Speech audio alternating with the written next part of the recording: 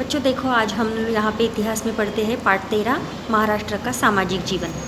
महाराष्ट्र के लोगों का, महाराष्ट्र के नागरिकों का सामाजिक जीवन किस प्रकार से है, तो यहाँ अपने को इस पाठ में पढ़ना है। ठीक है, ध्यान दो।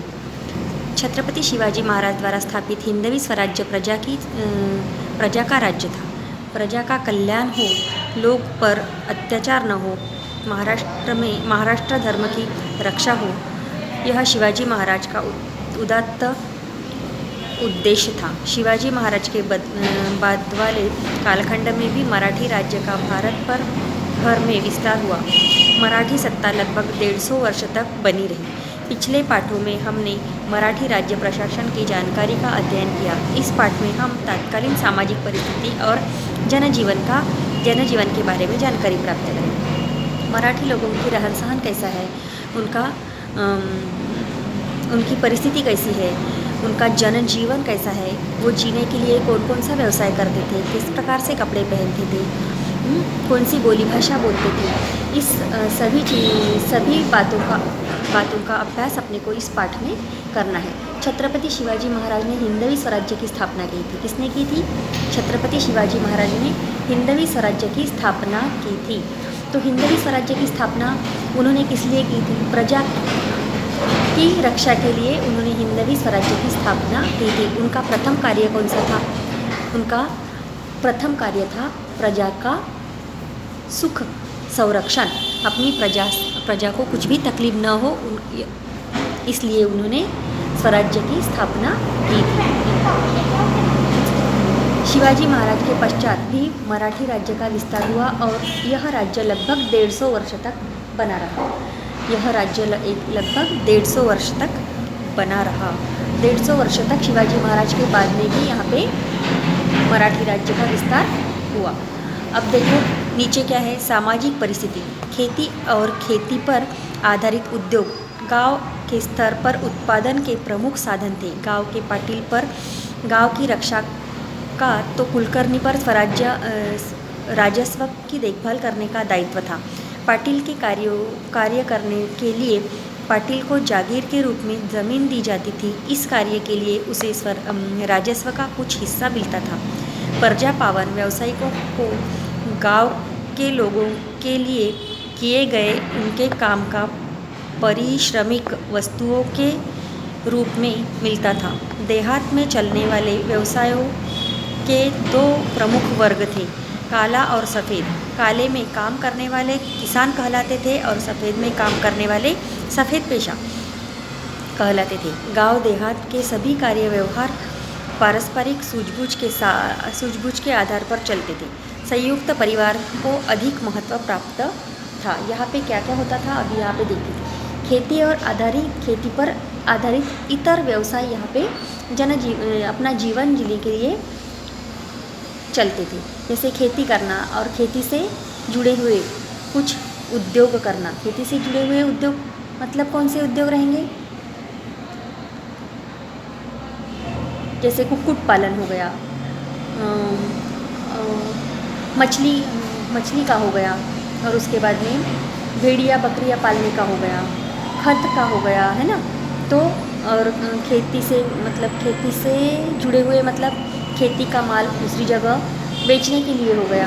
ऐसे अलग अलग व्यवहार खेती के आधारित उद्योग यहाँ पे किए जाते थे। गांव के पाटिल और गांव की रक्षा का काम कौन करता था? गांव के पाटिल को क्या होता था? गांव की रक्षा का काम यहाँ पे करना पड़ता था। और उसी प्रकार कुलकर्णी को क्या करना पड़ता था? राजस्व की देखभाल करनी पड़ती थी। कार्य करने के लिए पाटिल की जागीर दी जाती थी। प्रजा पावन पद्धति यहाँ पे थी। वस्तु विनिमय पद्धति से व्यवहार चलता था। व्यवसायों के 2 वर्ग थे, एक काला वर्ग और एक सफ़ेद वर्ग। काले वर्ग में किसान कहलाते थे, काले वर्ग में काम करने वाले लोग किसान कहलाते थे, और सफ़ेद वर्ग में काम करने वाले लोग जो है वो सफ़ेद पेशा कहलाते थे। यहाँ पे संयुक्त पद्धति से जीवन जीने की पद्धति थी। संयुक्त परिवार मतलब एकत्रित कुटुंब पद्धति यहाँ पे चलती थी। उसके बाद में देखो रीति रिवाज। इस कालखंड में बाल विवाह पद्धति प्रचलित थी। बहुपत्नीत्व की प्रथा की प्रचलन थी। विधवाओं के पुनर्विवाह के उदाहरण मिलते हैं। मानव शरीर पर अंतिम संस्कार के रूप में दाह कार्य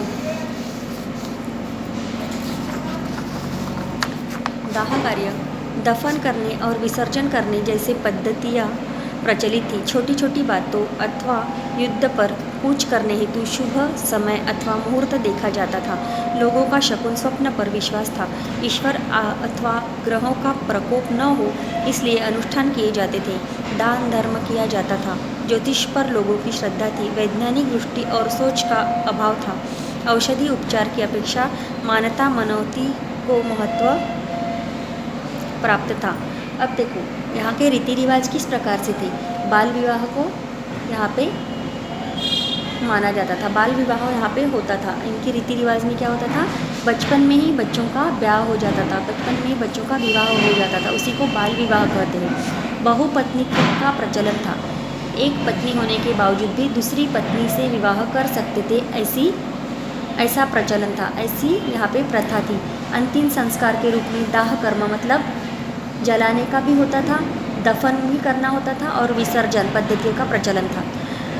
मृत्यु के बाद में मनुष्य को जलाया जाता था, उसके बाद में दफन भी करते थे अपने अपने रीति के हिसाब से, अपने अपने रिवाज के हिसाब से, और विसर्जन भी करवाया जाता था। उसके बाद में कुछ अच्छे शुभ कार्य के लिए मुहूर्त देखा जाता था, शकुन देखा जाता था, स्वप्न देखा जाते थे, और ज्योतिष्य पर लोगों का बहुत ज़्यादा विश्वास था।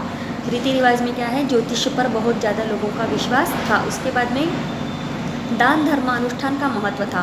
कुछ अपने घर में अगर कुछ त्यौहार है, कुछ खुशी का माहौल है, खुशी हुई है, कुछ दुख हुआ है, तो उस समय पे हम दान देने की प्रथा थी। उसके बाद में औषधि की अपेक्षा मनौती का महत्व था। कुछ अगर तबीयत खराब होती है, किसी को कुछ हो जाता है, तो औषधि की अपेक्षा लोग भगवान के पास में मान्यता, क्या बोलते हैं अपन उसको, नवस बोलते थे। भगवान के पास में नवस बोलते थे और उसी की मान्यता तब थी। अब देखो रहन सहन, लोगों का रहन सहन किस प्रकार से था। बहुसंख्य लोग गांव देहात में रहते थे। उन्हें बाहर से केवल नमक मंगवाना पड़ता था। किसानों की आवश्यकता सीमित थी। किसान ज्वार, बाजरा, गेहूँ, मड़ुआ, मकई, चावल आदि अनाज उगाते थे। प्रतिदिन के भोजन में भाकरी, प्याज, चटनी और सूखी सब्जी का समावेश था। लोग अपने अपने व्यवहार वस्तु विनिमय पद्धति द्वारा करते थे। गांव देहात के मकान सादे मिट्टी और ईंटों से बने होते थे। शहर में 1 मंजिला अथवा 2 मंजिला वाड़े होते थे। संपन्न वर्ग के लोगों के भोजन में दाल, भात, रोटी, सब्जी, कचूमर, दही, दूध आदि के पदार्थ होते थे। पुरुष धोती कुर्ता, अंगरखा, मुंडासा धारण करते थे। लुगड़ा, 9 गज की साड़ी और चोली स्त्रियों का पोशाक था। अब यहाँ पे देखो उनका रहन सहन किस प्रकार से था। रहन सहन मतलब अपना पोशाक कैसे था, वो क्या खाते थे, उनके घर कैसे थे, इसको बोलते हैं रहन सहन। ठीक है। बहुसंख्य लोगों का निवास कहाँ पे रहता था, गांव में रहता था। खूब सारे लोगों का निवास कहाँ पे रहता था, गांव में रहता था। उनके मकान कैसे थे, मिट्टी और पत्थर से बने हुए सादे सादे मकान उनके रहते थे। शहर में 1-2 मंजिल के वाड़े होते थे।